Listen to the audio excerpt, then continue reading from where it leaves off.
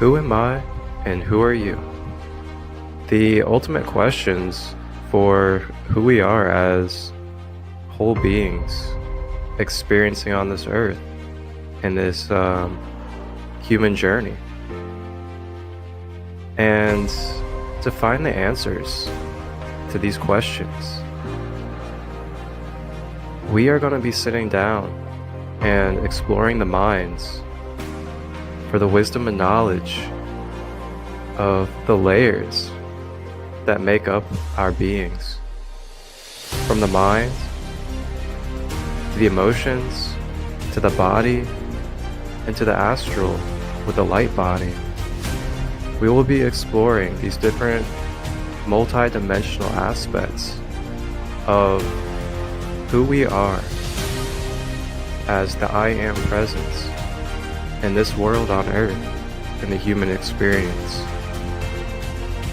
We'll get to have fun, cracking smiles, and diving deep into the knowledge with different psychics, intuitives, shamans, coaches, teachers, practitioners, and many more different beautiful conscious souls of the everyday life to gather the information we need in order to unravel these layers and become more aware and present in ourself as the whole I Am presence that we are. And I'm very grateful for this and really look forward to the journey. So thank you all for tapping in and being a part of this. And I am your host, Marcus, aka Christolight, and I will be on this journey with you from the beginning to the end as we travel through the process of clearing layers.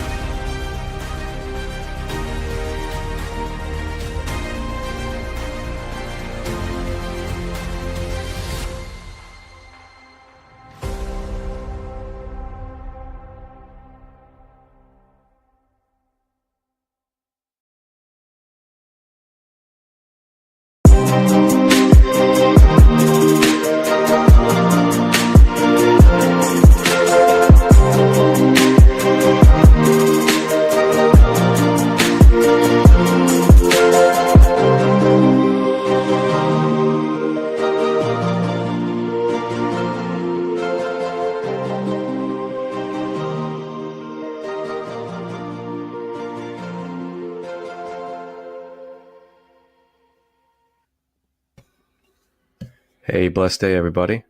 Thank you all for tapping in for the 5th episode of The Process of Clearing Layers. I am your host, Marcus, aka Christolight. And before we begin diving into this live from this previous Sunday on the 5th of February, where we got to sit with a really good divine brother of mine that I've known for a few years now here in Ohio, Chad Hoeffler. I just want to say this episode is very, very heartwarming, very genuine, and deep in some ways, as we get to travel through the mind of our brother Chad, who used to be a sergeant in the Marines as well as a cop, and he shares some of his experiences that really started giving him a conscious awakening about his life choices, what he had gotten himself into, and what he wanted to do with himself moving forward. And some of these experiences are pretty gut-wrenching and heart-feeling. So I just want to let you all know ahead of time that you may feel some emotions, you may even have some tears come out during this episode. And also, before we begin, we do talk about plant medicine in this episode, and This talk about plant medicine is strictly about his experiences. It is not to promote or tell everybody that it's for them, as it's not for everybody. And if you are to participate, to be in a safe and sacred environment with people that will support and consciously know what they're doing when they're on the medicine or around you with it. So I just wanted to put that out there before we begin the episode. And I want to say thank you to all of you guys that have been supporting, that have been along this journey ever since episode 1, going through the introduction about my backstory and who I am as your sacred host. And we are rolling along, sharing this deep knowledge and the wisdom from our brothers and sisters. And feel free to comment below and let me know which episode's been your favorite so far out of the 5 episodes. We've had the episode with myself. We've had the one with Golden Sun Oregon. We've had Aurora Sky with the QHHT. We've also had Hytherian Yuga, the Dragonic High Priest, with the MV-CRX water system. And now we have our good brother Chad talking about his powerful transformational path that he has lived from being a sergeant in the Marines and cop, taking on that deprogramming, and what it's looked like for him to deprogram that heavy programming into a shamanic-like, balanced, divine masculine brother that holds healthy brotherhood warrior circles for expressing emotions and healing. He also hosts a podcast. He also is a carrier of the violet flame. And he also does a lot of other beautiful, inspiring, and leadership-like things for this world. So enjoy this episode and comment below which one's been your favorite so far. I'd love to know. And if you have any ideas about the type of people that you would like to come onto this to talk about something that you're interested in that involves exploring the mind, body, emotions, spiritual energy process of clearing layers and regaining our balance and harmony with our being, I would definitely be open to that. And if you're also one of these people, or say beautiful souls, that is a practitioner, a teacher, a psychologist, a shaman, a intuitive, or a psychic, or just any conscious, beautiful soul that would love to share their story, knowledge, and wisdom for the collective, feel free to direct message me or comment below. And you can direct message me at my Instagram, sacredlight33, on Facebook, Christolight Robbins, or on my email, marcustut23@gmail.com. Thank you guys all, once again, for being here along this journey of the process of clearing layers. We're still open to accepting donations. If you guys want to send heart-based donations for myself and the guest. And it's a beautiful ride so far. Let's keep on rolling. Let's keep on remembering who we are and shedding these layers. Wholeness, balance, love. Enjoy this episode. And at the end, there will be a box breathing technique guided by Chad.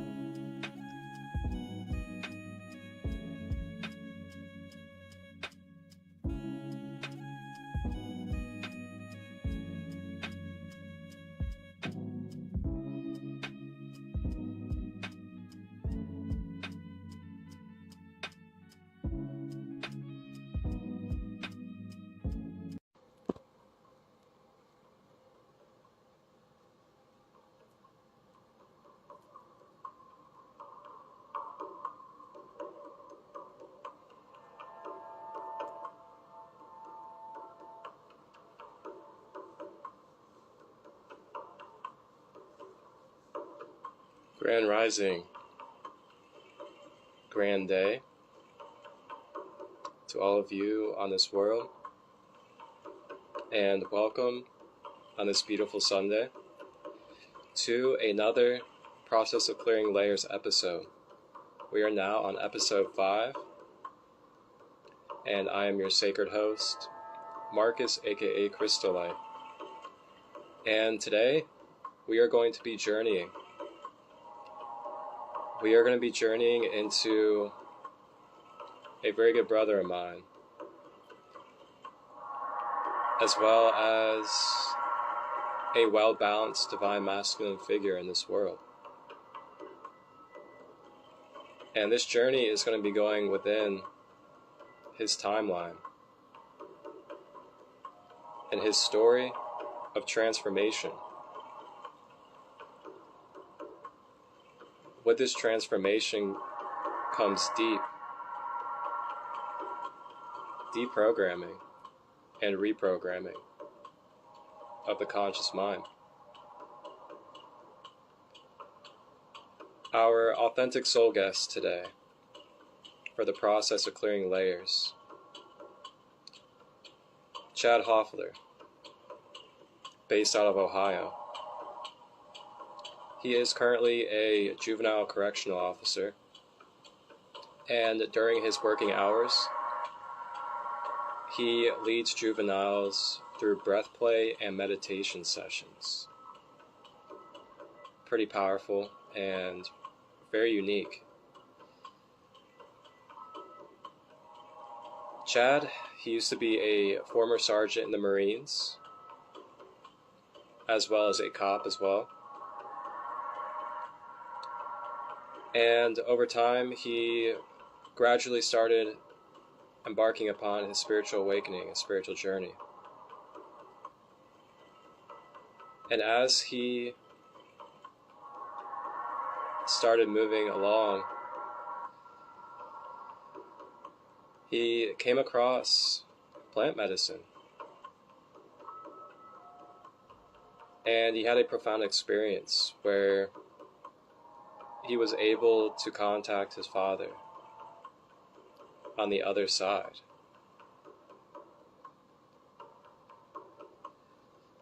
Ever since then, Chad has been shifted and transformed, and he has been growing and developing on his self-awareness journey.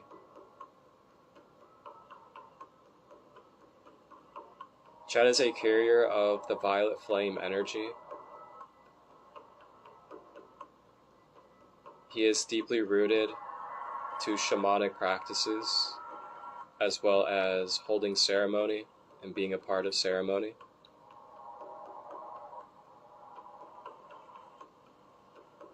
Chad is also a husband, and he is a father of 2 children. And he takes a lot of passion in leading by example, self-growth and development and responsibility. So today we are going to hear from Chad about his story, his knowledge and wisdom when it comes to ceremony, shamanic practices, and what it takes to transform, to deprogram and reprogram from such heavy programming, such as being a sergeant in the Marine Corps and a cop, into a well-balanced divine masculine, serving with shamanic healing practices.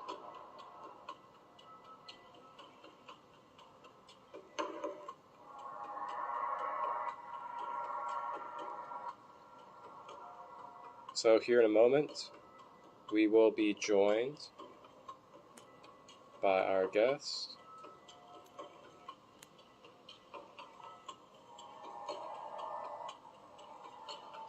And all of these live sessions for the process of clearing layers are an open Q&A. So if you guys have any questions for our authentic soul guests, feel free to drop them down below in the question mark bubble next to the comments, and we will get to your questions and answer them to the best of your abilities regarding his path, any of these practices, or what it takes to deprogram and reprogram your conscious. Now,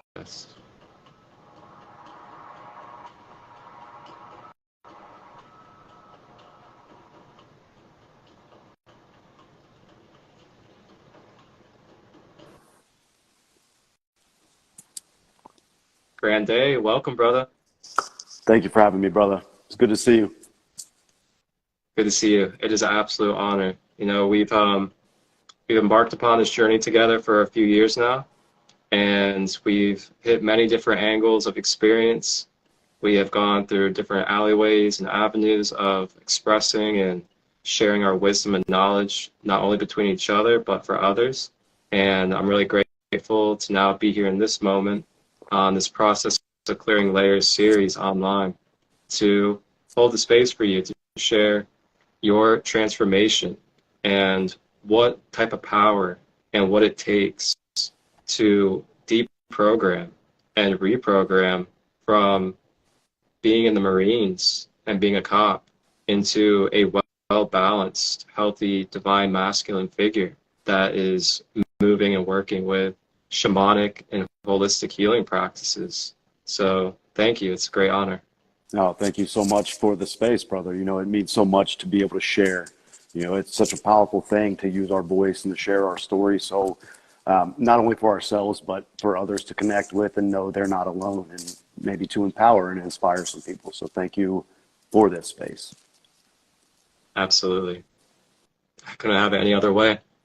And before we begin and before we dive into your story and your knowledge and wisdom, I just want to put it out there with everybody that the subject of plant medicine will be brought up, but this is strictly due to the experiences of Chad and what he has experienced and gone through with the medicine.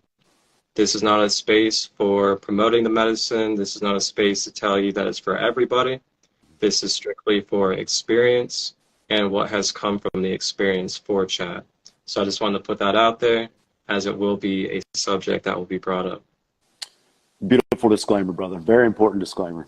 Yes, absolutely. Because as we both know, there's ways that it can be irresponsibly taken, and it can have a dramatic effect on a being if they do not take it responsibly and know what they are doing.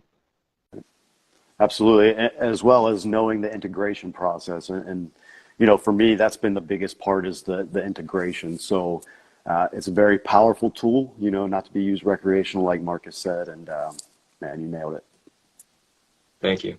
All right, so Chad Hoeffler. That's me. So glad to see you again, man. Yeah, it's good. And I guess we can begin all the way back to the Marine Corps and your period with being a cop as well.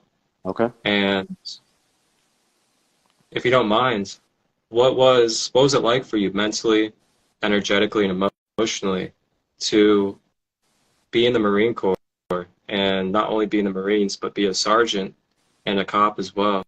What was that period of life like for you? Ego-driven, to keep it very simple. But, you know, the indoctrination really started my sophomore year of high school, is when September 11th happened. And so that programming and indoctrination from the military and the agenda that was being pushed as far as terrorists, and we got to go take care of them, you know, and that's really what started my journey. And I decided right then, you know, I felt that call to service. And so I told my parents after that happened, you know, I'm going to join the Marine Corps. And my mom wasn't too excited about it, but she understood. And spiritually, I was an atheist, you know, going in. I was, like I said, very ego driven. I didn't know anything greater outside of myself. And I was very successful in those fields as far as law enforcement and the Marine Corps. It started in boot camp. I was a squad leader, and then on to engineer school. I was a class lieutenant and the class leader, outstanding graduate or outstanding cadet. And, you know, I was finding great success in these things and doing so well. So it just kept feeding the ego programming. And, you know, guys in the Marine Corps used to joke, I was one of the mean girls, you know. I was, you know, I always had to be the best, always had to be at the front of the pack. And, you know, I did anything and everything I could to be at the front of the pack as far as working hard. You know, I was never bad to people. I don't want to misconstrue what I mean by that, but I worked hard. I worked really, really hard to attain that success and that image. You know, we work so hard in our lives when we're young to create this image of what we want to become and what we think other people want from us. And like I said, it was a really powerful time in my life. And I built a very powerful foundation for the work that I do now. And now that I understand spirit and how things work a little more, you know, obviously I don't have a clue, but what I understand now, it's really shown me that those times in my life were a very powerful foundation for my voice, for so many things in my life, to build those roots down deep into Mother Earth energetically and be able to grow and blossom from there. So That is truly amazing. And how long were you in the Marine Corps? What was the year time period? from 2006 to 2018. So quite a while. Yeah, most of my time was reserve time. Early on, I did some active duty time, a couple combat deployments under my belt, and then once I got off of active duty, I went to the police academy. You know, for me, that was kind of the next call to service. And again, I was very successful as the outstanding honor graduate of my police academy class. Set some records for OPATA, which is the Ohio Police Regulating Agency, as far as physical fitness standards. And yeah, so I had some very, very heavy programming, you know, and I thrived in that programming, you know. So for me, I didn't see anything wrong with it. Yeah. Wow. And I just want to say thank you. Thank you for serving, and thank you for your path and what you have done and been through. Thank you, brother. It's been my pleasure. Honestly has. Yeah. It's I gotta say, like when I first met you, it was truly an honor to be in your presence, because you know it's not every day that you get to meet someone that has successfully climbed the ranks of the military, but then has really put it all to the side and has just been open in their heart and been passionate about serving and caring for others, and just giving, you know, the energy and love that they have so unconditionally. So I gotta say, like, that was what really blew me away when I first met you. Yeah. It was so beautiful how we connected too, man. You know, so often in the digital era, we look at these powerful platforms as, you know, toxic or whatever, you know. And for me, for a long time, it was, you know, I was always debating and arguing. But what a powerful tool for connection. And that's how you and I connected, just started popping up on my feed and started sharing things that really resonated deep, and Yep. just hit it off from there, brother. And here we are.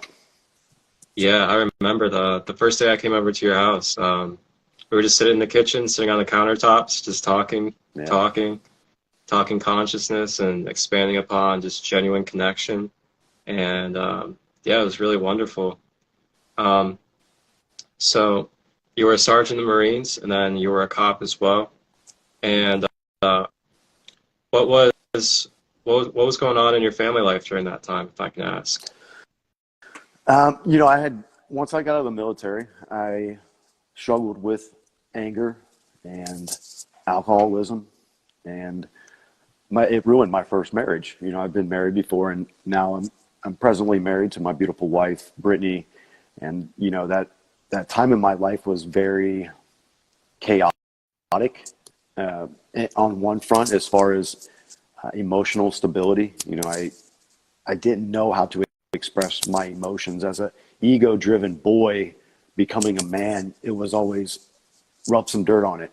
Don't be a sissy. Don't be a girl. Stop crying. You know, and the typical toxic masculine programming that capitalistic society gives us as young boys. You know, I didn't know how to express that emotion, so every single emotion went to anger. You know, that was the easy path for me.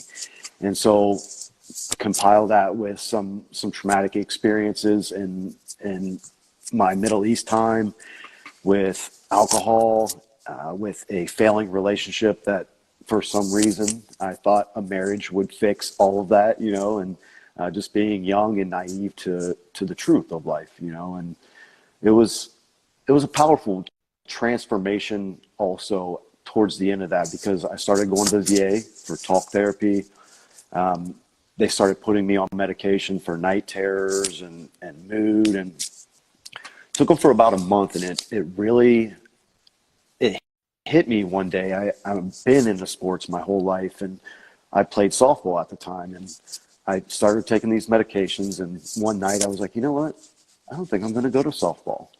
And that's so unlike me, because I'm so passionate about sports. You know, I played them since I was 4, and I love the camaraderie and the brotherhood and in competition, you know? And so that really raised some alarms. Like, what do you mean you don't want to go to softball? Like, that internal dialogue, like, man, something is really up, you know? So at that point, I quit taking the medication and just talk therapy from there on for 3 years with the VA, and exercised some demons, and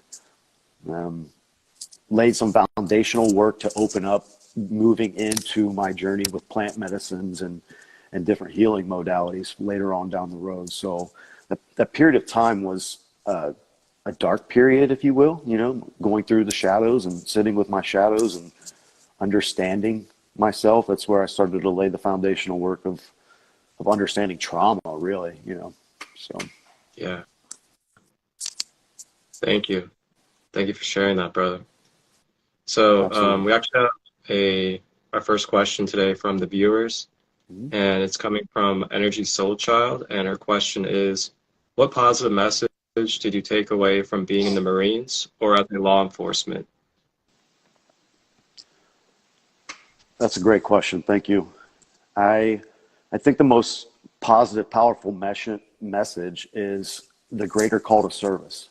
You know, the selflessness that I saw all around me, from the battlefield to people as police officers really going out of your way. You know, one thing a lot of people don't see from the police officer point of view is you're really dealing with people on their worst day, you know, and that's very heavy. And you are not, at least in my experience, and that's all I can speak from with all of this is my experience, but you're not really trained how to decompress or how to process the things that you see both in the military and in law enforcement. You know, that was one of the things that really was unfortunate with the whole defund the police movement that we saw sweep the nation.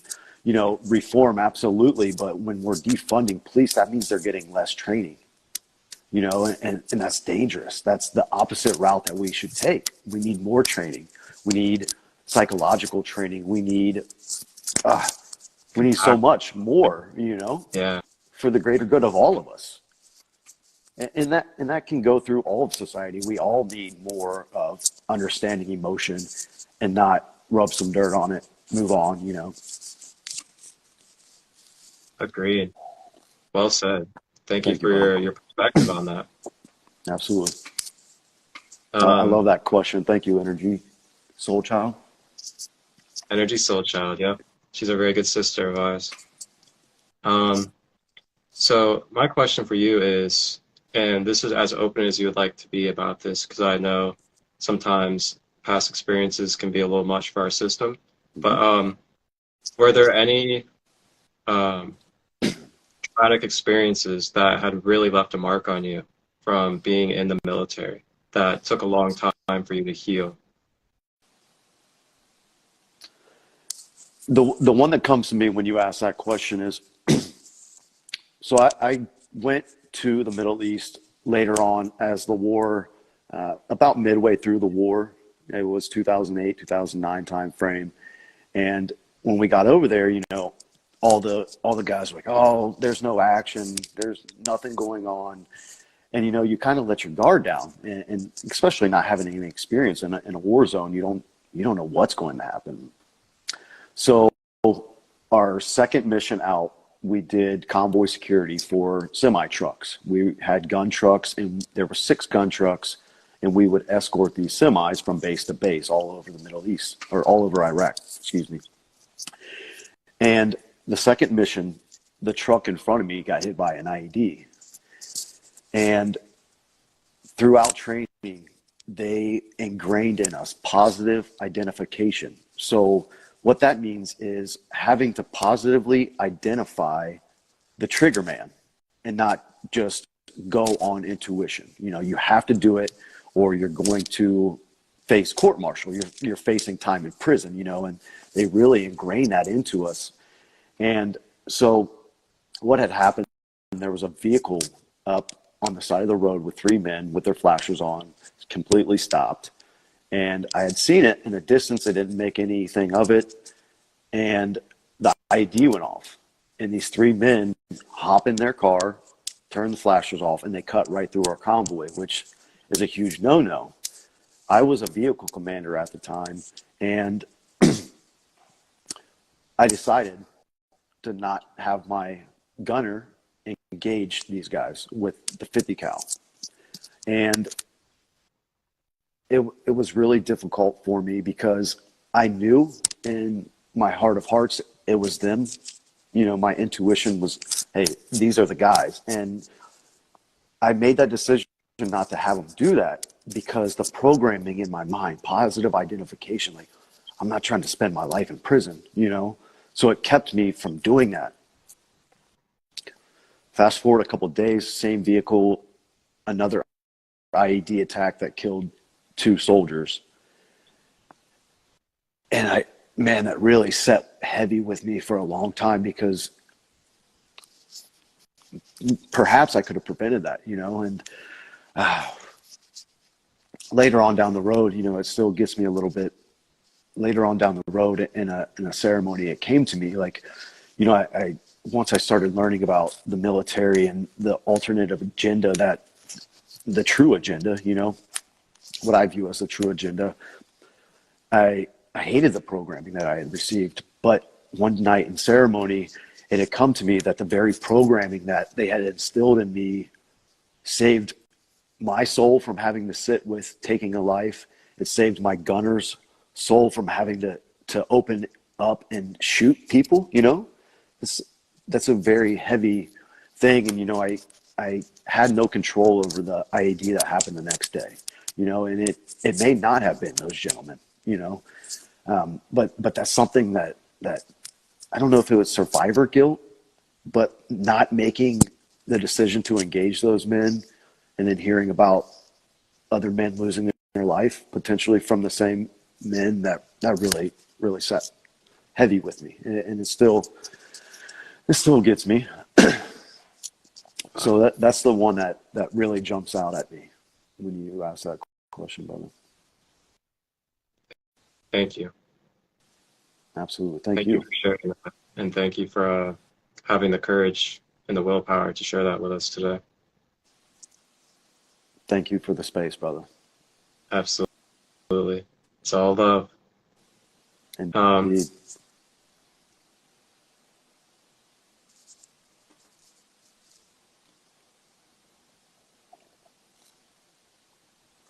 So we have another question. It's from a Energy Soul Child as well. And her question is, would you say you not wanting to do softball was the start of a first conscious experience? Oh, that's a great question. You know, most of my life, I was very intuitive. I didn't know what that meant at the time, but I always was pretty well in tune. You know, I also have a background in psychology. I went to college before I joined the Marine Corps. Man, what a great question. I think, yes, that was when I became aware of being conscious. You know, I was always conscious, but I wasn't conscious of being conscious, if that makes any sense. You know, like Yeah. I've always been aware and, you know, attention to detail, always paid attention to my surroundings, very conscious of this realm. But as far as being aware of that awareness, yes, that was probably the start of self-awareness, if you will. Wow, that is a great question. I appreciate you making me analyze myself. That's one of my favorite things to do. All right. So now that we've touched on your period of being a sergeant in the Marines, is there anything else at all that you'd like to express from your period of being a cop? You know, I became a police officer really when the movement for society and police really started to become detached. You know, it was no longer about serving and protecting. It started to become us against them. You know, the citizens versus police, and that was so unfortunate to me because, you know, there was one year as a police officer, I was reprimanded for not writing enough tickets, and it was really was the turning point for me of really starting to question my decision to become a police officer, because I didn't become a police officer to harass people for stuff that I do in a vehicle, you know, rolling a stop sign, you know, little things, you know, that a lot Yeah. of people get hit for. And so that was kind of the start of the turning point. It's like, okay, this isn't all that it cracked up to be, you know, and I also don't want to paint police as these harassers. There are some very beautiful human beings that are police officers that would do anything for anybody. But the system as a whole, it started to rub me the wrong way, and it became so toxic with the us versus them agenda that was pushed in the mainstream, and a lot of citizens felt, you know, scared of police officers, and I hated that, you know, and parents used to bring their kids like, oh, there's a cop, you better be good or he's going to get you. It's like, what are we teaching our children? Like, yes, there are bad officers that have done some very bad things, but we are servants, you know, and I think both sides lost view of that service. And, you know, it's going to take a lot of healing, you know, and it's, you know, I don't know what it's going to take. I don't have the answers, but I started to realize that path was no longer serving me and what I was starting to realize who I truly was, my soul essence, and not Chad Hoeffler, the Marine police officer. So, yeah, it was a powerful time for me, very, very powerful time. So for all of us, you know, especially with law enforcement and society. So Yeah. Wow. Thank you for sharing that, because I've actually never been able to hear a perspective of an officer during that period of that division that had been taking place. mm-hmm. So, um, yeah, thank you for sharing that perspective. Of course, brother. So moving on from there, when and what was the beginning experiences like that started bringing you into your awakening and self-awareness spiritually? Much like many people, trauma really triggered my deep awakening and realizing that there was so much more to life. So in 2015, my father was killed in an automobile accident, and it shook me to my foundation. You know, obviously losing a parent unexpectedly. My dad was healthy. He's 51, just had retired. And I didn't have the strong foundational belief in greater. So his death left me questioning everything. You know, why? Why did this happen? What God would do this? What God would take a healthy man off the earth and away from his family? You know, and Yeah. it surfaced a lot of anger. You know, and shortly after that, I physically, my foundation crumbled. I had to have lower back surgery in the same year. So that took me out of the physical realm, because I was unable to move. I was unable to play sports. I was unable to do all the things that my ego-driven self had known. So it really forced me to sit with myself. And shortly after this, divinely, a brother of mine, James, pastor, he lives in Costa Rica, started this Awaken the Warrior Spirit program. And I'm so grateful, because that was really the catalyst for me to dive deep within myself. So it was a 12-week program, mind, body, spirit, really using neuro-linguistic programming to dive deep within our subconscious. And the program was so powerful and so wonderful, and just came about at the perfect time. So that was really the catalyst to start diving into so much greater than what I had known my whole life. Wow. It's amazing how what would be like tragedy for us, especially in the physical sense, can end up being what moves us into a greater awareness and a much higher light of who we are. And how is your back to this day? Strong, brother. I ran five big races last year, a couple ultra marathons, a couple marathons, a couple half marathons. So strong foundation. That's incredible. And what was the longest one you did? 41.2 miles.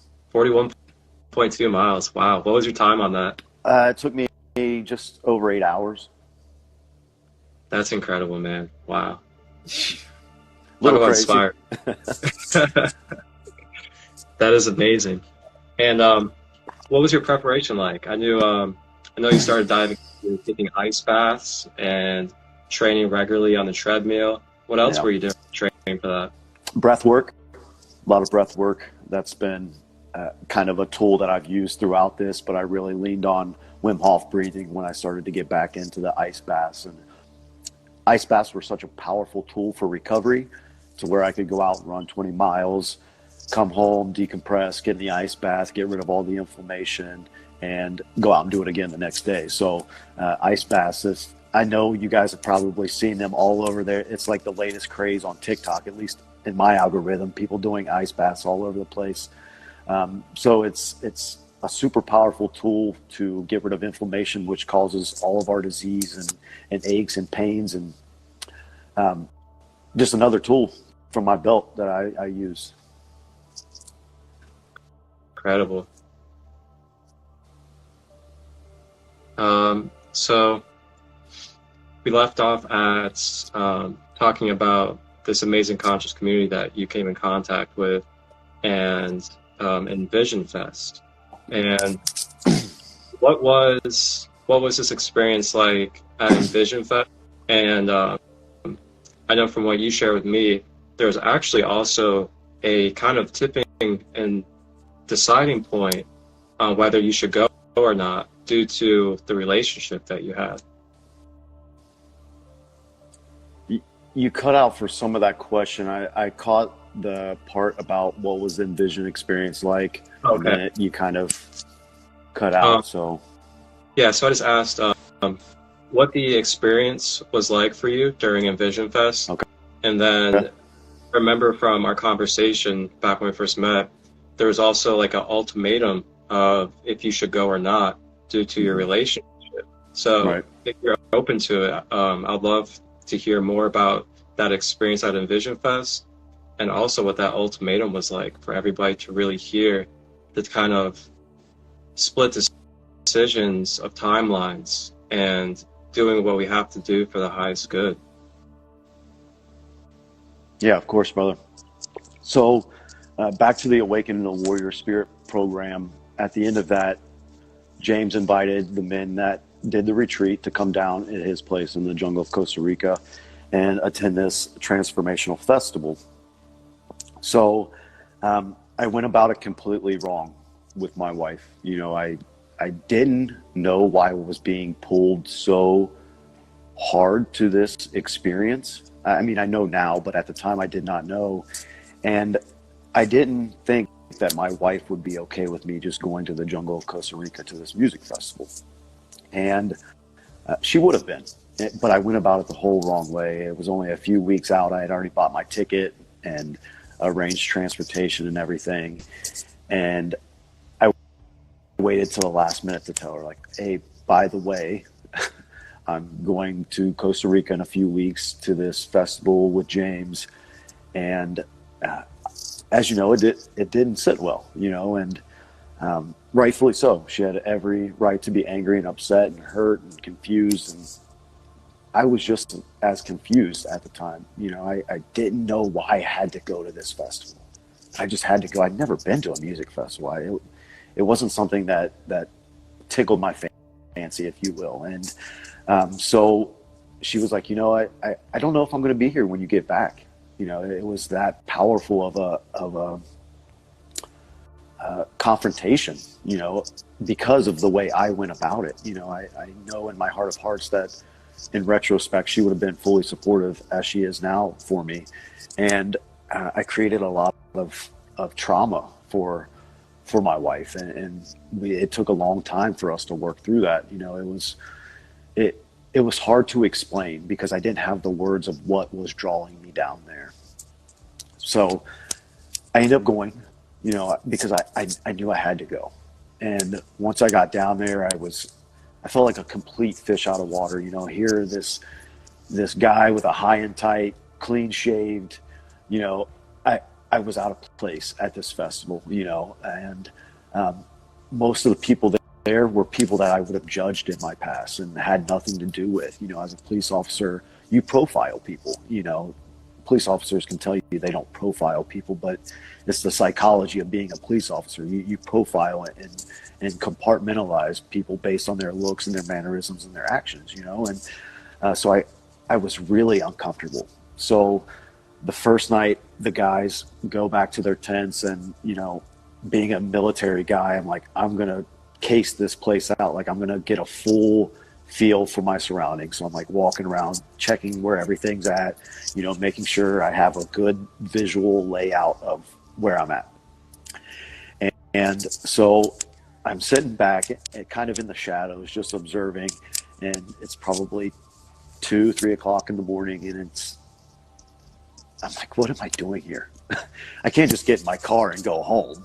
I'm stuck at this place. I didn't have a vehicle. James was working the festival. It's not like he could take me back to his house or anything. And just sitting there, taking it all in. And this woman came up to me, and she started talking to me and started to explain that I was a wolf and that I could lead in any climate.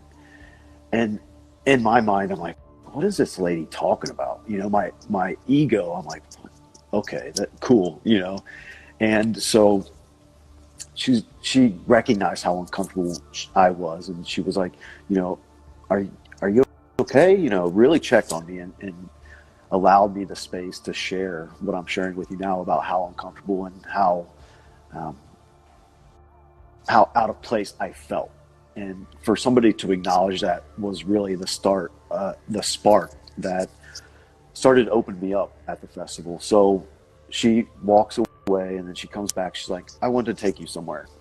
And she takes me to this big, it's like 15-foot canvas that everybody at the festival can get paint and paint on themselves.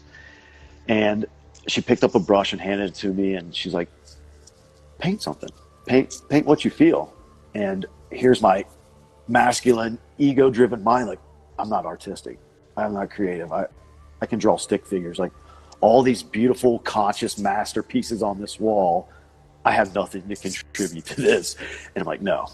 And she's like, paint what's in your heart. And I just wrote grateful, because that's the only, I just wrote a word, because again, I'm not, still to this day, not very, very artistic when it comes to painting and drawing, but that's neither here nor there. And I just wrote grateful, and I gave her back the brush, and I said, it's your turn. And she put B-E tac U tac tiful. And she said, be you. It's beautiful. And she's like that may sound insignificant, but it was the most powerful, heart-opening experience that really, to this day, was the spark of opening, really cracking my hardened heart to myself, to put down my bags, and you don't have to carry it all, man, and that was really the divine spark. And so a couple days later, now I'm fully engaged in this festival. I'm dancing. I danced one day for probably 15 hours. I probably met 300 people that I would have never talked to, just the most beautiful, open-hearted, loving human beings. And I had never experienced anything like that. Everything is like, especially in the fields that I came from, like machoism and toxic masculinity. You know, the love isn't there. It's tough love. Like, do better. You suck. Shit talking. It was, and there was none of that, man. This place was so beautiful and flowing. Like, there's thousands of people at this festival, and there was no lines for anything. It was just so incredible. There was, in the big crowds, there was none of that awkward, like, walking up to somebody and deciding which direction to go to. Just, I started to take note of how beautifully everything was flowing. It was like, wow.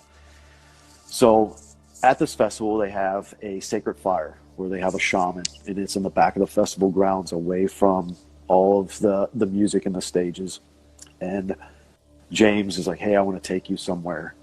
I think you'll really enjoy this. And so he took me to the sacred fire, and we had consumed some medicine. I sat with peyote that evening, and that was really my first spiritual breakthrough. As my father came to me, and I don't mean he came visually, but his voice and his presence was there.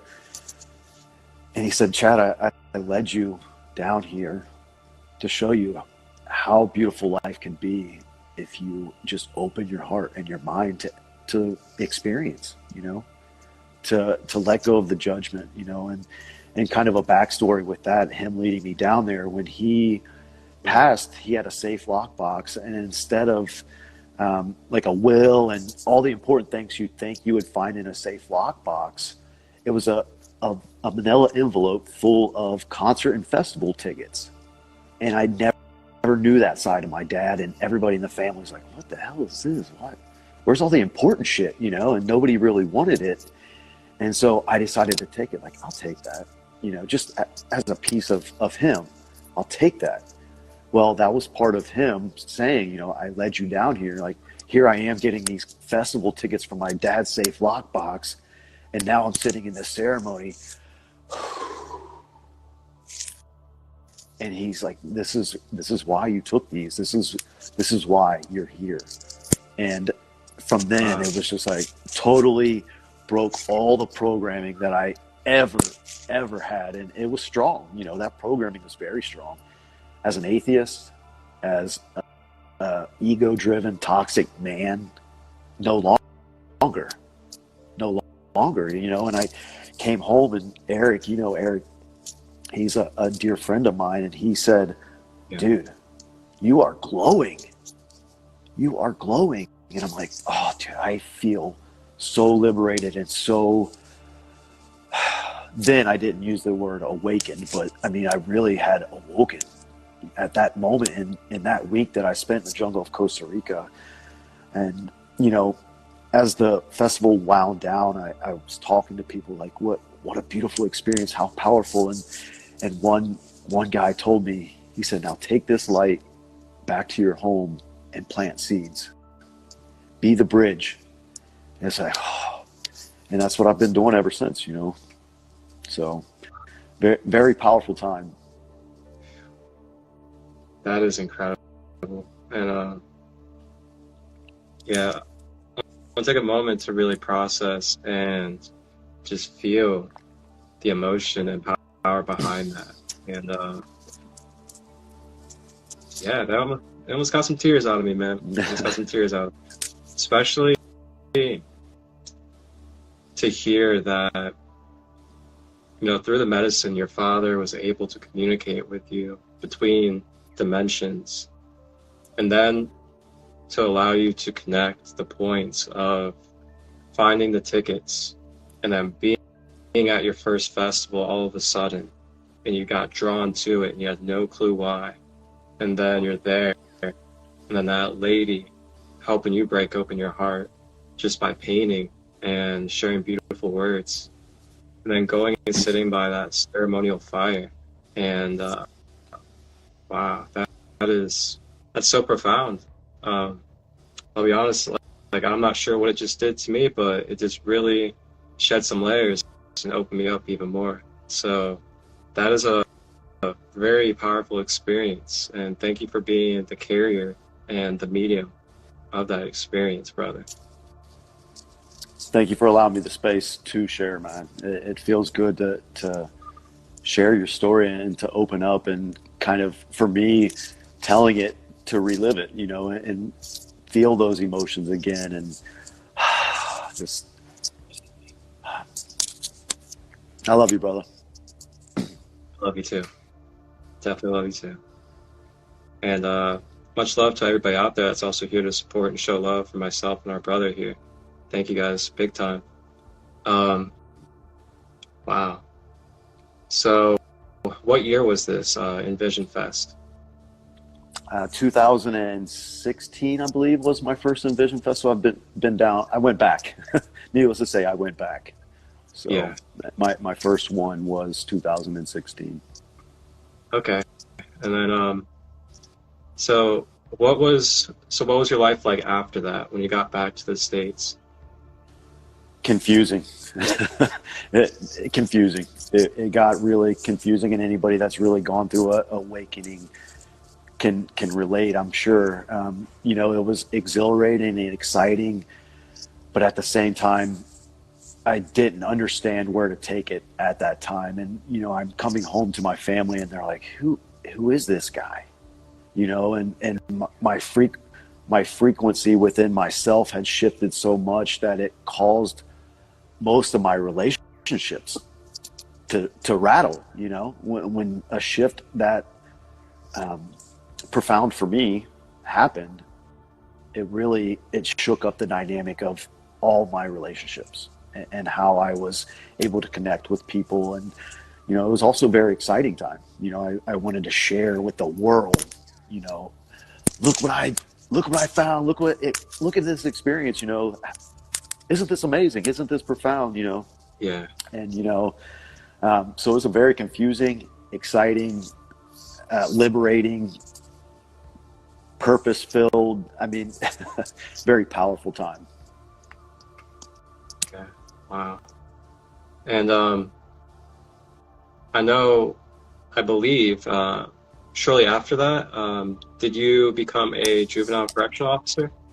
Okay, so I started working for the juvenile courts right after I got out of the police academy. So I was working as a police officer part-time, you know, because a lot of times it's difficult to get a job, probably not nowadays.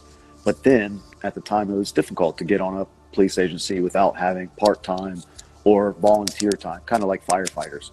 So I was working part-time at night and I was working for the juvenile court at the same time, full-time. And so I've been there since 2011. So April will be 12 years with the juvenile courts. And even there, you know, my shift, people could see the shift, you know, because I was kind of always the standoffish, very matter-of-fact, militant type of person with the kids. You know, I was very emotionally closed off, do what I say, follow the rules, and everything will go okay. And then you know, going through that experience really opened me up, and it's like, oh man, I started to see their trauma, and I started to see places where I could meet them and offer them the tools.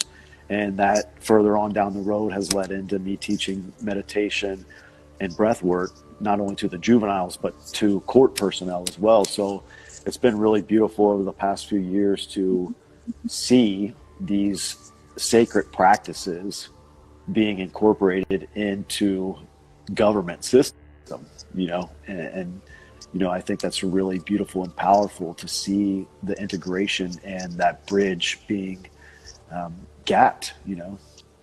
So yeah. And our fellow brother Dan just entered the space. Dan, love you, brother. Good to see you, Dan. Dan is also another fellow brother out here in Ohio that is in our circle of brotherhood. And speaking of, I actually met Dan at one of your sacred brotherhood spaces that you host at your home. And wow, that was such a beautiful space to experience. And I want to say thank you for having me be a part of that. And thank you for being a part of it. Absolutely. Let's touch upon that. You host, you know, these conscious male brotherhood spaces for us brothers to be able to express emotionally, share our traumas, be vulnerable with each other. What inspired you to start up these men's groups, and how long have you been doing them for? So what really had sparked it is looking for a divine purpose that really filled my cup, and recognizing where I came from and the lack of warrior circles for men to come and put down their shields, because, at least in my experience, I had carried this armor my whole life, trying to keep bad things out, and just recognizing the need for that, and having veteran friends and other friends that were struggling, that didn't have the tools that I had picked up along the way. And it came to me, there's a lot of men's circles out there, but not in my reality. So we should start one, So I talked to Eric, and Eric was on board, and he was more than willing to assist me in holding that space, and really creating an environment for men to be vulnerable for the first time in my experience. And that's so important. It's so important. And you're seeing it more and more in our society of men emotionally opening up, and there being more space for men to open up. And so, yeah, I was just inspired by the lack of that in my reality, and seeing the darkness that people were sitting with all around me. So it was important for me to let people know that they weren't alone, so. Yeah. Amazing stuff. It's very powerful, especially, there's so many different things we can touch upon when it comes to divine masculine healing and Right. the wounds that have been placed upon masculine energy. And not only does it change, the men, but it also changes their relationship with their partners, changes their relationship with the women of the world, as well as with other brothers, and how they treat each other and show love. And yeah, thank you again. Absolutely, brother.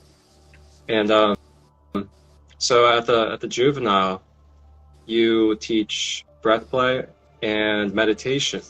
So what does this look like for you? Because that's not a very everyday type of thing, where a officer is taking time to teach breathwork and meditation to the juveniles.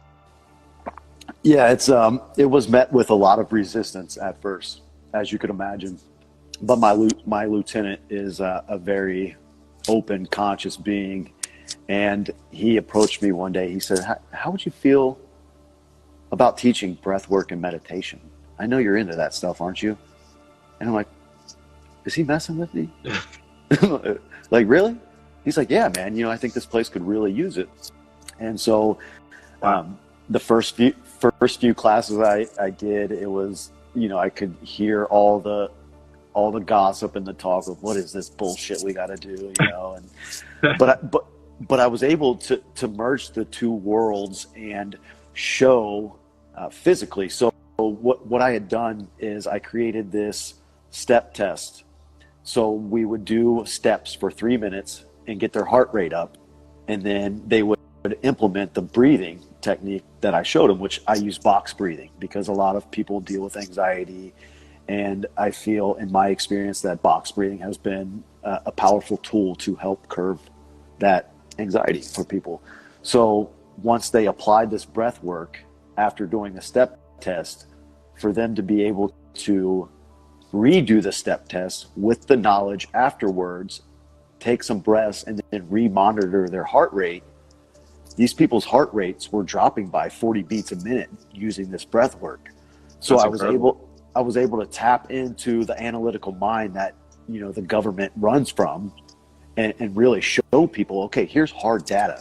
Like, it's not just this foo-foo bullshit, take a deep breath, and I was able to show them, like, hey, your heart rate dropped 40 beats a minute after this step test by using these techniques. And so it started to open up people's mind. And then as time went on, just me being consistent with not only teaching, but how I showed up every day at work with a positive attitude, uplifting people, not gossiping, not being spiteful, not talking behind people's back. Just the consistency of showing up in a positive manner really started to open people's eyes, like, wow, this guy that uses these tools is really consistent. You know, it's not just bullshit, you know. And for a lot of people it's a heavy environment, you know, working in a jail setting, in a rehab setting. There's a lot of people processing trauma.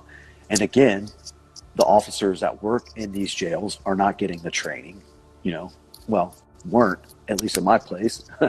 And so it was really powerful to see people start opening up to the possibility of how powerful these sacred tools are.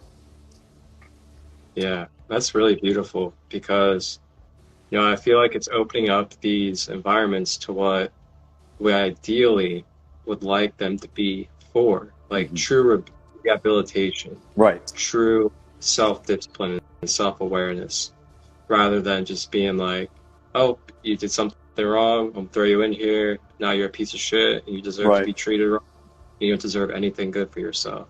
And, you know, I can heavily relate, but on the opposite side of that, as a lot of you guys know through my story, is that I had been in and out of jail for a couple of years, and I also went to prison. And when I went to prison, I ended up teaching about 7 to 8 different people, other inmates, meditation, along with the chakras and how to do meditation and breathing to balance the chakras. And it was really profound. You know, there was nobody that I've ever heard of while I was in there that was doing that with other inmates. And it meant everything to me to see that there were people in there that were open to just learning and finding a better way of living. And yeah, it's truly an honor to be able to be in that type of environment, whether it's as an officer or as an inmate, to be able to bring that light and be a pillar. It's really a beautiful thing. It is, brother. And I think it's so beautiful how we arrived at the same point from the opposite ends of the spectrum, you know, and I'm so grateful to have connected with you many years ago, and be a divine brother of mine. Yeah, it's truly incredible. Really grateful. And let's see, I think we have a couple questions. Okay. So first question is from Soul Awakening with Sandra, and she actually isn't here at the moment, but her question is, how did your spiritual awakening help in making life choices? Great question. Thank you for the question. It helped me by becoming more conscious of my decisions and starting to really dive into the knowledge of what it means to be heart-centered man and to lead from the heart, you know, in an ego-driven society. And from the program that I had experienced, the analytical mind is king, you know, and I didn't know how to lead from my heart. So having and going through the spiritual awakening and becoming aware of what's behind the veil, if you will, really has allowed me to absorb and process and respond instead of react. So I think that's the most powerful thing that we can do, is bring information and happenings into our heart center, take a deep breath, and keep what resonates with us, and then discard what doesn't, you know. And so it helps me to make more pure decisions for my greatest good and my family's greatest good. Beautiful. Amazing questions today, everybody. Yeah. Thank you. Yeah, I love it. And then we have another question from good old Energy Soul Child.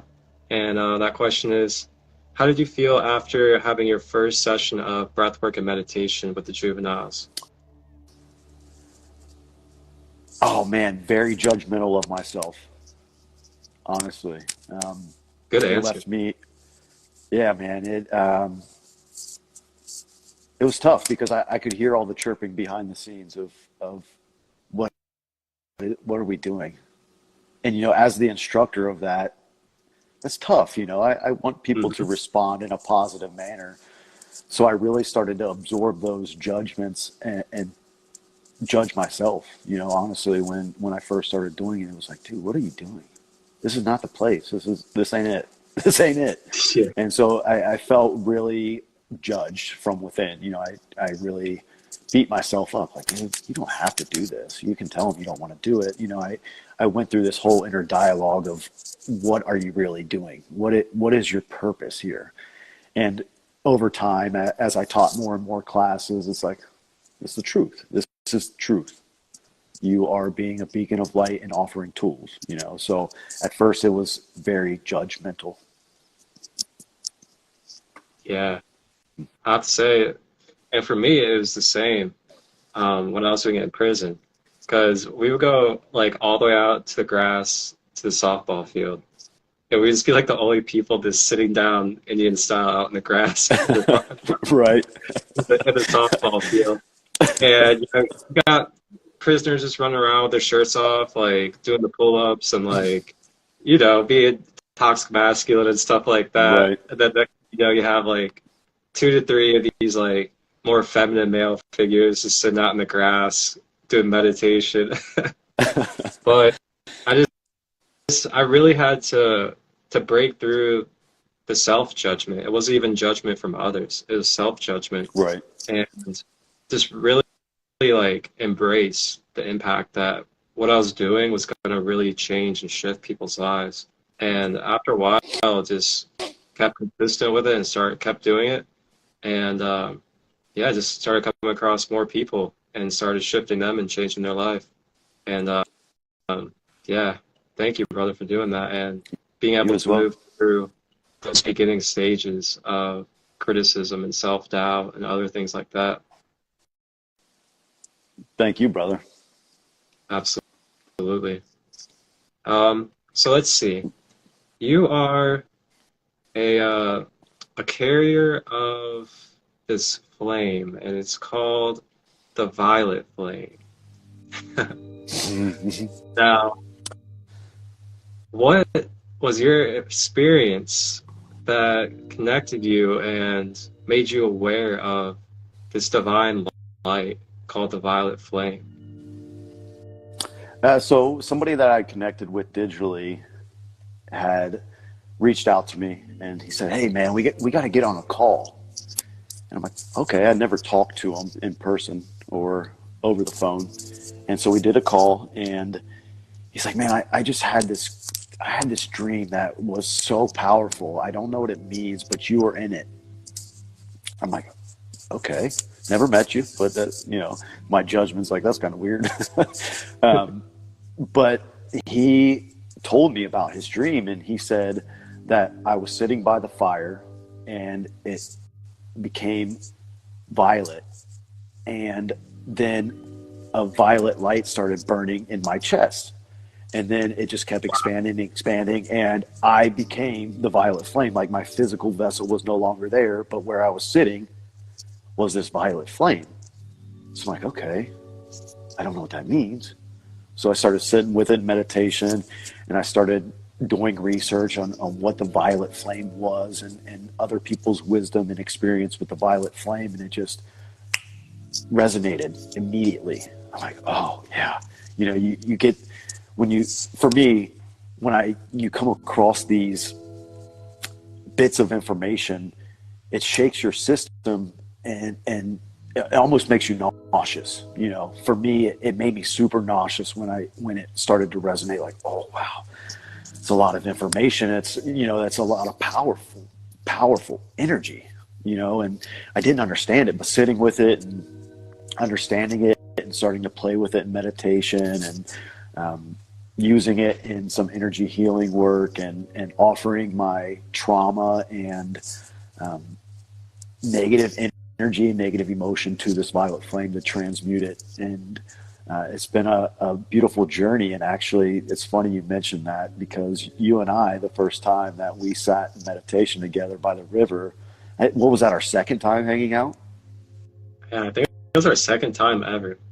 Yeah. And so we're sitting by the river and meditating, and I believe it was you said, "Do you see that?" Yeah. And I knew exactly what you're talking about, because eyes closed, I saw this glowing violet orb. And I'm like, okay, Okay, at the time, I didn't know you had dabbled with the violet flame as well in Saint Germain. And what was even the most profound for me is not only both of us seeing that through our mind's eye, is I opened my physical eyes and there it was out over the river. I'm like, holy shit. Like, wow, you Yeah. know, for me, my analytical mind along this journey has made me question myself when I have these experiences. Like, dude, are you losing your fucking mind? Excuse my language, but are you losing your mind, dude? Like, what are you doing? But then when you have those experiences with other beings and you know, there's no denying it, you know, so you put the analytical mind aside, like, no, you're good, man. This is part of lifting that veil of the true power of all the dimensions merged together, you know. So Yeah, I remember that too. And we were completely sober too, by the way, for everybody out absolutely. there. And we went to the crystal shop, the one down in Milford, and then went down to the river afterwards. And I remember we were sitting there on the little beachy area and just went into meditation by the river. And I had my eyes open, you had your eyes closed, and all of a sudden I just saw this purple orb just blooping along the river. And I'm like, yeah, do you see that? And then you open your eyes and you're like, wow, yeah, I see that. And you're describing how you were seeing that with your eyes closed. And I'm just like, wow, that was incredible. Especially second time ever hanging out. First time ever even just like going out and experiencing nature together. And that's what happened. Like, holy smokes. Powerful connection, brother. And for everybody out there, the violet flame is a ray of light that helps with transmutation as well as regeneration and healing.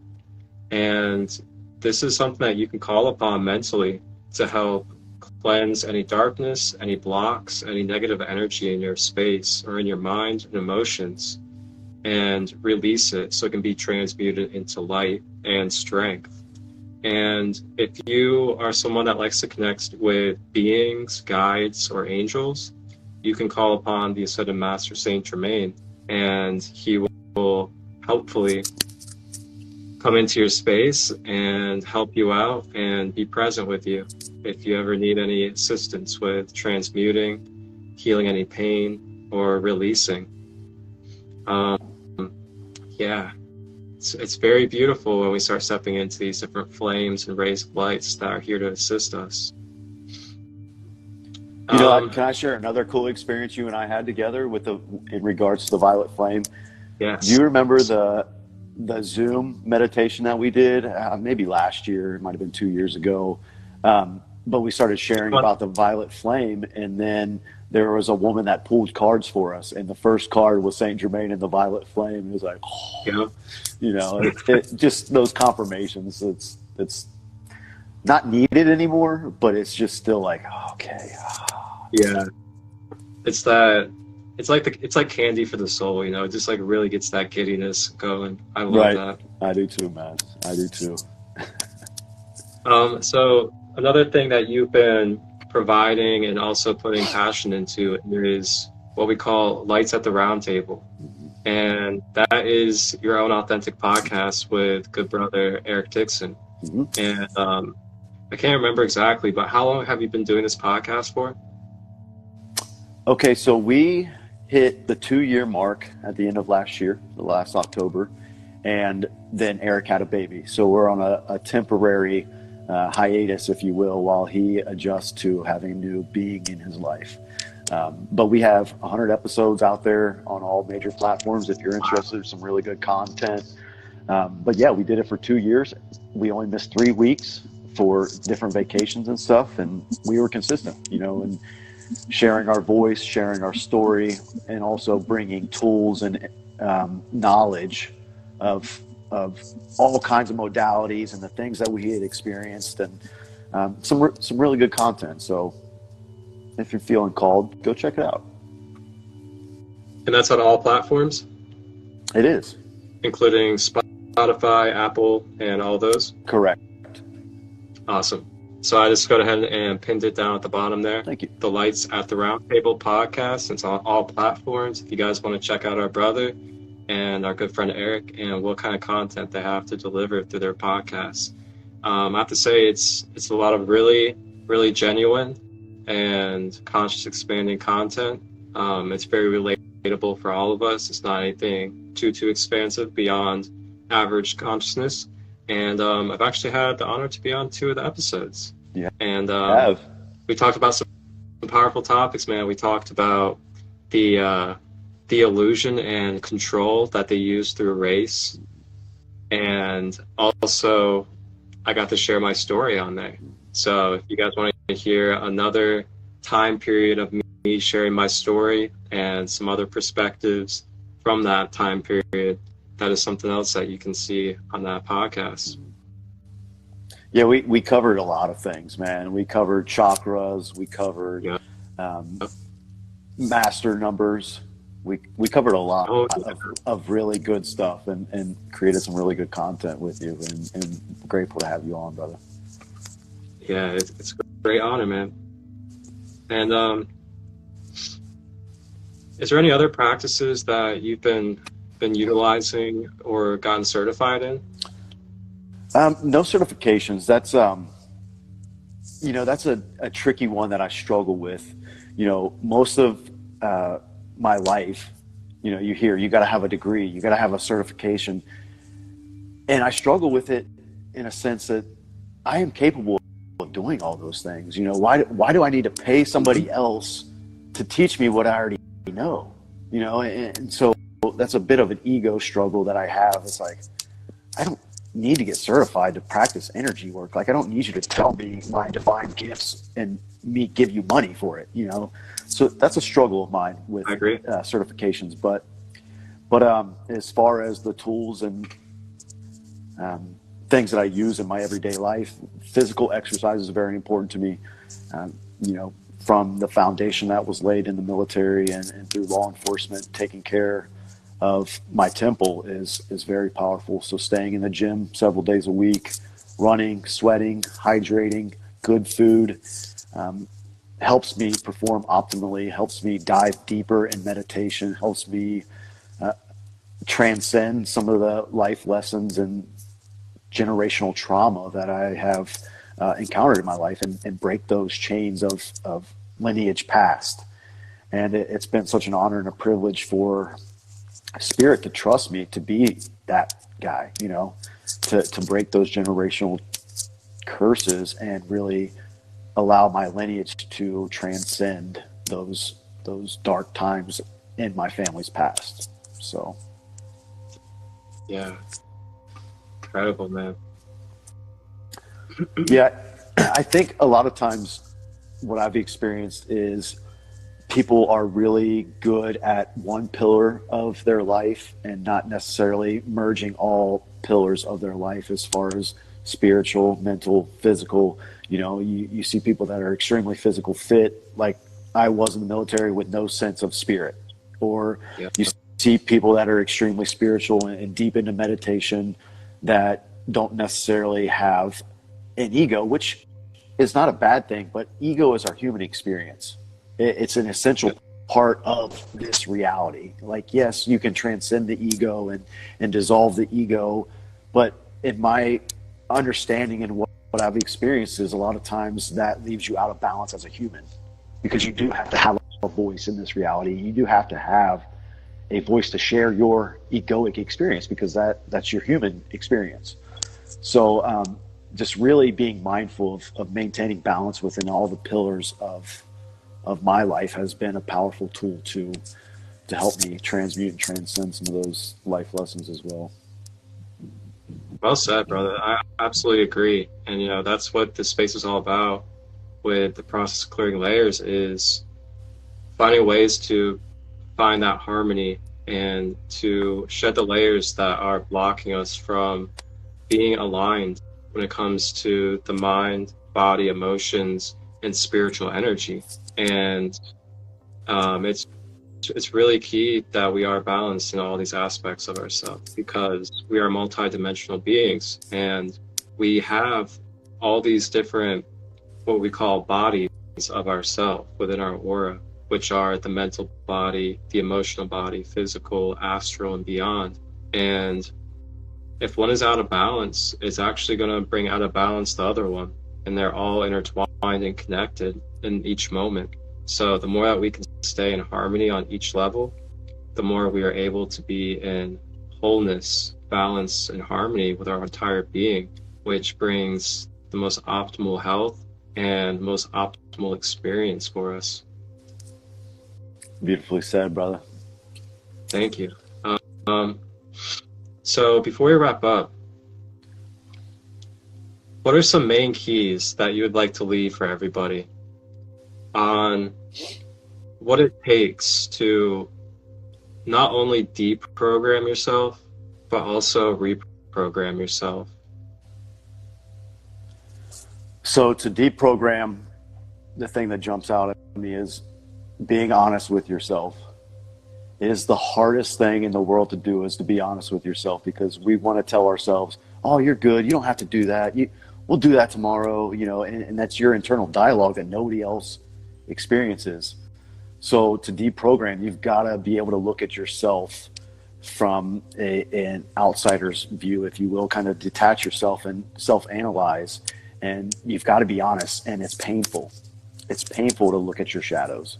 It's a grueling process, and so to deprogram, just becoming aware, of your own darkness, and then understanding that it's the darkness that sees the light. So once you integrate those shadows and work through those difficult times, through consistent action, through routine, I think routine and consistent action is the best way to program your reality. You're not going to become successful at something, whatever you're embarking on, by doing it half-ass or, not giving it your all. So be consistent, be honest with yourself, and set out, visualize. There's so many tools like vision boards, affirmations, like there's so many subcategories I could talk for days about. But consistent action and honesty is to keep it the most simple for you listeners. Be honest with yourself and create a consistent plan to your path. Wonderful, man. I think that's a very good gem and key to leave. And I agree, consistency is huge, because that repetition is what's going to program our subconscious. And, we have done so much repetition and consistency with the things that have been stored in our subconscious that have, limited us and kept us in toxic behaviors and vibrations. So if we want to be able to transcend that and get to a vibration and a state of being that we really dream and wish to be in, we're going to have to be able to unprogram and be able to switch up and shift where the subconscious is focusing and what it has stored in its memory bank as the way it's supposed to be through the programming. So for me, things like meditation every day, doing my chakra balancing every morning before I leave bed, that has been huge, and I've been doing that for years straight. I've missed a couple of days here and there, of course, but it's been solid about 4 years now, 5 years almost, of almost every morning doing a chakra balance meditation. And then every now and then I incorporate yoga or going to the gym afterwards. And and this really comes to me right now, is to prioritize yourself. Make yourself a priority. There's a lot of us out in the world where we have been so programmed by society to prioritize externally, whether it's our job, it's our families, it's school, and all these other things. And yes, they're important because they're what's going to give us our path and what's going to help us be able to live and do the things that we want to do to be quote unquote successful in this world. But how are you going to be successful? How are you going to be able to even do these things if you're not even maintaining and managing your own well-being, your clarity, and your stability?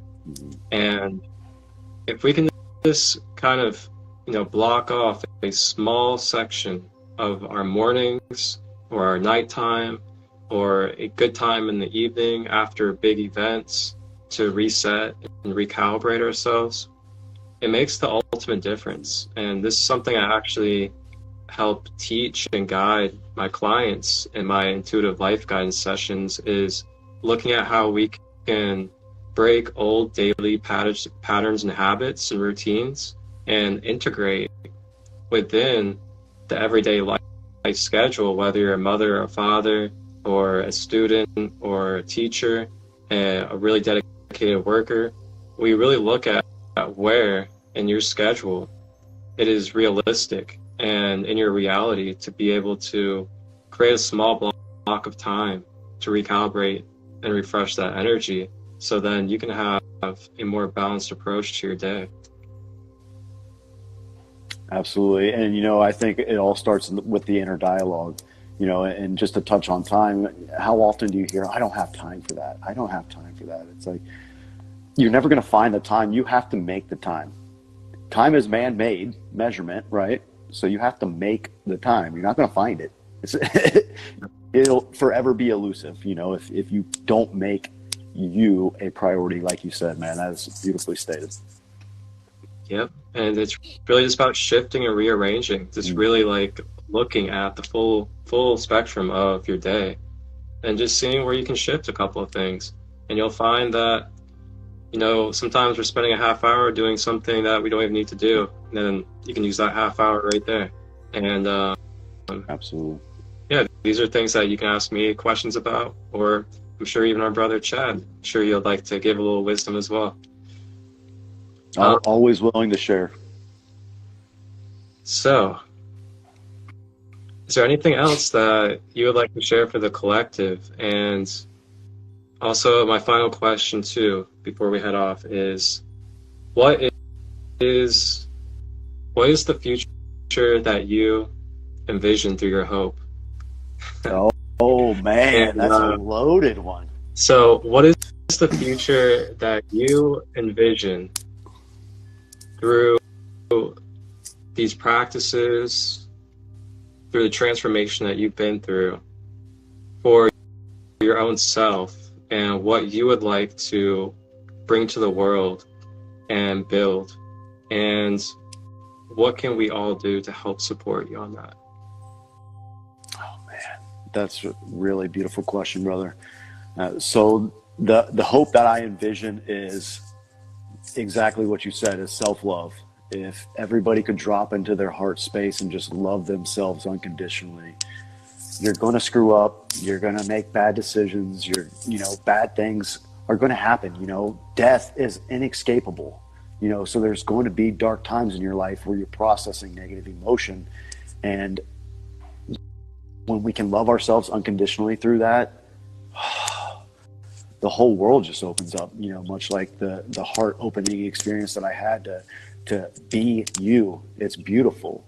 You are beautiful. And when we can love ourselves unconditionally, we can walk that path and carry that vibration and be that beacon of light for others. Like, oh man, they're really consistent. You can tell they love themselves because they take care of themselves, on all pillars and all fronts of this reality. So as far as moving forward, what I'm going to bring to this reality, we're actually planning with AJ, AJ and Isaac, a couple guys from the men's group. We're actually planning a veterans retreat. So I'm going to be that bridge, and we're going to teach these modalities of breath work, meditation, ice baths, physical exercise, leading into a plant medicine ceremony that I am going to hold the space for and create a container for some deep work, with the veterans to release some trauma, hopefully. Obviously we don't know what's going to come of those ceremonies, but the intent is to help aid these men and these warriors in putting down their bags and putting down the weight that they've carried through their service and throughout their whole life. And that's something that came to me very early on in my journey, is be the bridge. And so moving forward, that's what I'm doing, be the bridge of of being a heart-centered man, but also being that warrior in the garden. Knowing your capacity for violence and maintaining that is very powerful. And so helping these guys and girls, we haven't had any women sign up, but it's open to both male and female. Just helping them release. The medicine can be such a powerful tool for releasing the traumas and experiences that we've had by processing them and lifting that veil and really taking a look at it, and sometimes we don't have an option when it comes to plant medicines to face those things that we aren't consciously aware that are buried. Yep. Absolutely. Yeah. My own experience, it has helped me shed many layers as well. I'm really grateful for my path and where I am today. I want to be who I am without it. And it's amazing because I've gone through so many different experiences and healing moments. And, it's incredible now because I'm at a point where I have just been, fully sober with everything. And I'm unlocking and activating my inner chi so well. But it took those steps and it took the medicine to really start switching up and shifting my paradigm on what reality was and who I was. And I'm really grateful for it all. Me as well. I'm grateful for you, brother. I'm grateful for you. And for everybody out there, I'm going to go ahead and add at the end of this live on the full YouTube episode one of our brother Chad's box breathing techniques. So you guys will be able to tap in and try out one of the techniques and practices at the end of the episode on Tuesday. That will be out at 8 p.m. Eastern on YouTube channel Sacred Light Healing and Wellness. And don't forget, you guys can also check out the Lights at the Round Table podcast on all platforms, including Spotify and Apple. And this is hosted by our brother Chad and one of our other good brothers, Eric. And he has over 100 episodes now. And it's very conscious and expansive topics. I think you guys will definitely enjoy it and be able to get some good fruit and wisdom from those. And I guess that is it for today. Honestly, I'd love to have some more sessions with you online where yes, we can go in depth about some specific categories of what we talked about, such as, what reprogramming can really look like in depth and, just really go into the finer details about some of these things we touched upon so people can take some more tools and try some things in their own personal life that we had talked about today but didn't get to go in depth about. I would love that, brother. I would love that. Awesome. Sounds good, man. Well, do you have any final word at all? First and foremost, thank you, brother, for creating this space. And I'm proud of you, man. I'm proud of your consistent action and sharing your voice and creating. So thank you, all of you watching. Thank you so much. Sending my love and gratitude to all of you. Marcus, you are the man. Thank you. Thank you, brother. And I'm only the man because we all are. That's right. Divine reflection. Man, it has been an honor, and I'm so glad that I had this opportunity to really bring you on here as one of my good brothers for a few years now and let you connect with this Instagram community as well as get yourself out there on the YouTube channel as well. Look forward to our journeys and sending you love, brother. Received and reciprocated, brother. Oh, and the queen just said it's 1:33. Look at that. Nice. 2 master 33s here too. Oh, you're 33. That's right. Wow. Whew. And that's actually my queen, Holistic Butterfly. If you want to follow her on Instagram here, you'll be able to get in contact with her anytime and check out what she's all about. Beautiful, brother. All right, I bro. hope you have a wonderful Sunday. You as well. Stay blessed, and I love you.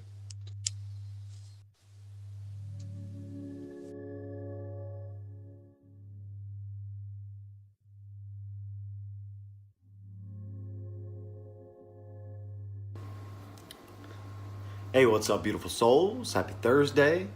I hope this message finds you in a center-loving place, and I hope that your day is going really well, and I hope that you're going to finish your week strong with presence and happiness. Today I wanted to talk about breath work, and I also wanted to go through a box breathing exercise with you. It's one of my most used exercises when I do my breathing routines, and it has so many benefits, and I can't stress enough the importance of becoming conscious of how you breathe.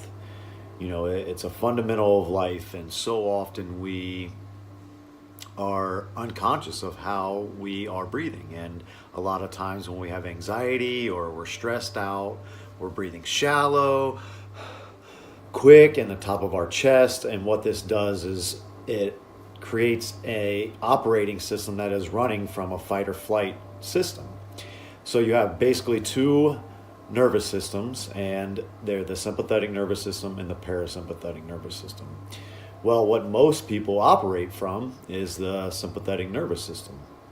And the sympathetic nervous system is run when you are in your fight or flight response. So you are tense, you are ready to go at all times, and that unfortunately is the state that most people live in because we have such a fast-paced life. We're unconscious of our diets, we're unconscious of our air intake, our water intake, the food that we're taking in. And when I say diet, I mean all of the energy we're taking in, from music to television to all the external information that we're absorbing, and we're unconscious of it. So when we operate from this state, we stay in a state of anxiety. And when we breathe in the top of our lungs, this also is activating our adrenal glands. And obviously, most of you have heard of adrenal fatigue. Well, a large part of adrenal fatigue is people operating from that fight or flight round the clock. Another thing about the nervous systems, the parasympathetic nervous system, which the box breathing exercise will tap you into. That nervous system is your rest and digest. So if you are not tapping into that parasympathetic nervous system, your body's always tense, you're not getting oxygen to your muscles, so your muscles are sore and tight all the time, and you have aches and pains all over your body. Excuse me. And the parasympathetic nervous system, the rest and digest, will actually help you keep weight off because you're digesting properly. When you're in the fight or flight response, your body's pumping cortisol. All these stress hormones are telling your body to go into conservation mode, and you're conserving. So you see people operating from the sympathetic nervous system, and they're storing all the unconscious, most of the time, shit that we're shoveling in our mouths with sugar and preservatives and dyes and all these things that are in our foods. We're not even digesting them. Not only are they bad for us, but then we choose, well, unconsciously choose to not digest them and get rid of them. And we're not drinking water to flush them through our systems. So our body is retaining all of this. Meanwhile, we're not getting oxygen, we're tense, we're tight, we're sore, and injuries, disease, you name it. If it's not a pleasant experience, it's from running these systems that pack these nerves full of anxiety and all that. So your parasympathetic nervous system is what we want to tap into with these breathing exercises. And once we get started with this exercise, I'm going to play a clip and it'll ding and you'll get the rhythm of it. If you don't get the rhythm of it right off the bat, it's not a big deal. if your mind is racing and I'm not doing this right, or you miss one of the changes. So what you're going to do is you're going to you're going to inhale for 5 seconds, hold for 5 seconds, exhale for 5 seconds, hold for 5 seconds. So it creates that box. Inhale, hold, exhale, hold. And we'll do this for about, I think the video is 10 minutes, and this is something that I use in my classes that I teach at the courts.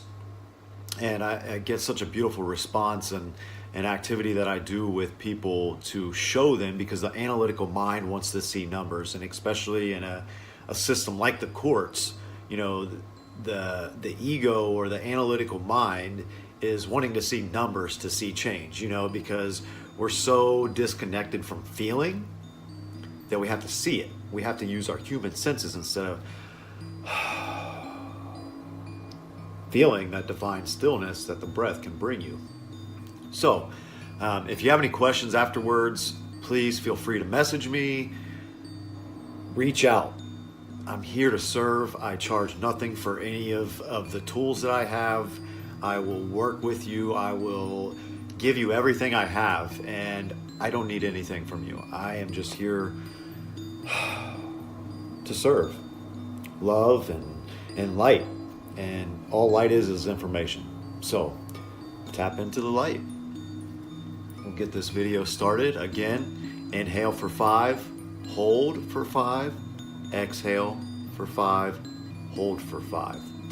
And one thing I like to tell people that take my classes is, once you get into the rhythm and you get set and you're going with the rhythm of the beeps and the tones, which you'll hear, start to tap into the stillness you feel in those pauses, and especially the stillness that you feel after exhaling, when your lungs are completely empty.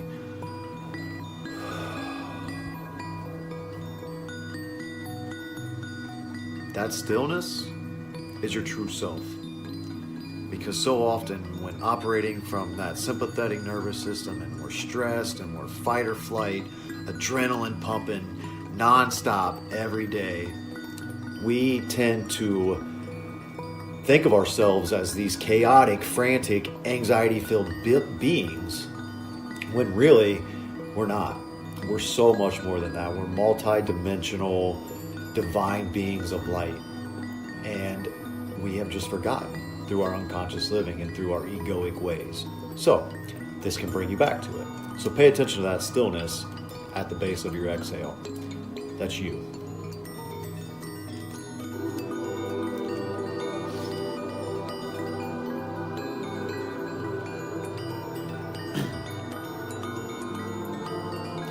It's getting ready to start. 1, go. Hold. Exhale.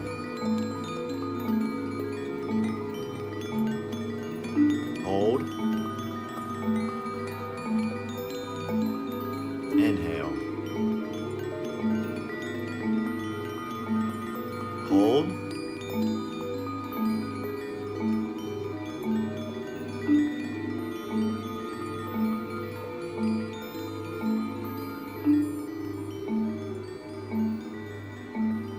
Hope you're getting the rhythm. Inhale. Hold.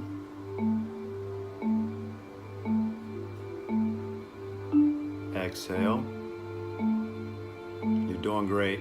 Let the racing thoughts go.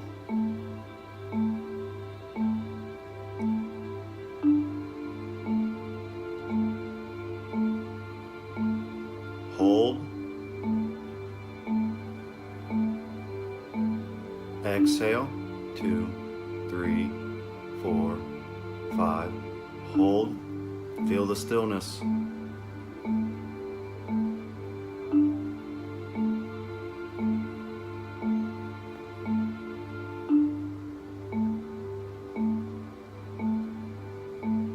Exhale.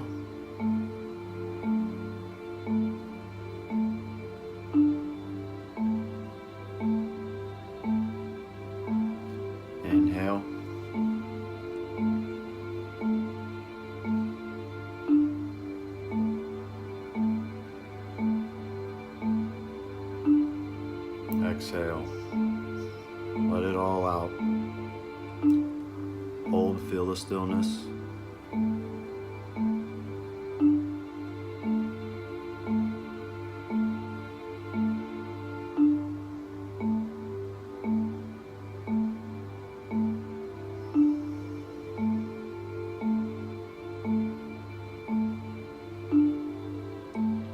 Keep going, you're doing great. Inhale love. Hold it. Exhale the stress.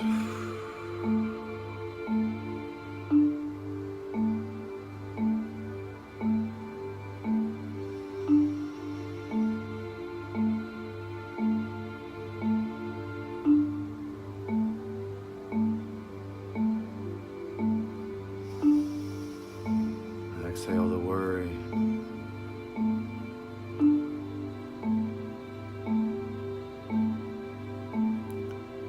Inhale abundance. Hold it in your heart. Exhale discouraging beliefs.